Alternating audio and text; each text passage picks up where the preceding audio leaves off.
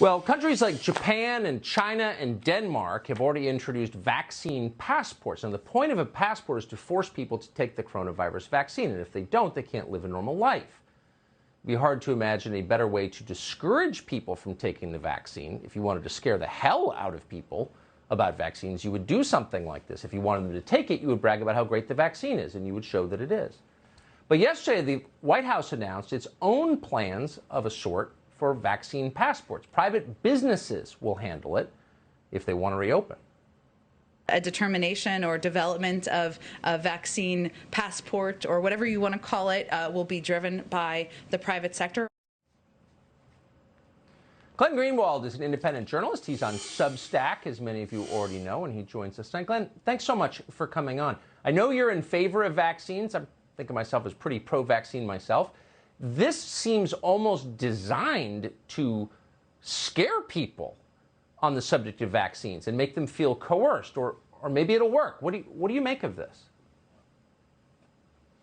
Well, I think you have to start with noting how draconian of a invasion this is in three different ways. Number one, coercing citizens to put a substance into their body that they don't want in their body, a pretty grave invasion of bodily autonomy, one of the most fundamental rights we have. Secondly, gathering a new database that can track people in terms of their health, that can easily be expanded, as government programs often do, into a whole variety of other uses. And then thirdly, restricting people's movement. Freedom of movement is one of the most fundamental rights we have. It's actually guaranteed in the Constitution.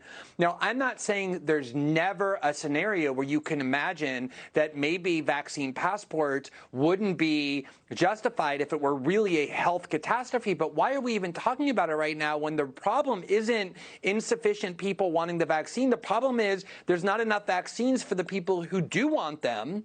And then at some point soon, we're going to reach herd immunity because enough people, polls show, want the vaccine, such that the people who are unvaccinated don't pose a threat to the society or anybody else. So why is it necessary to stigmatize them and create a caste system? And as you say, the American culture is such that when the government tells you to do something, there's a tendency not to want to do it. So it seems to me driven by things other than science and health concerns.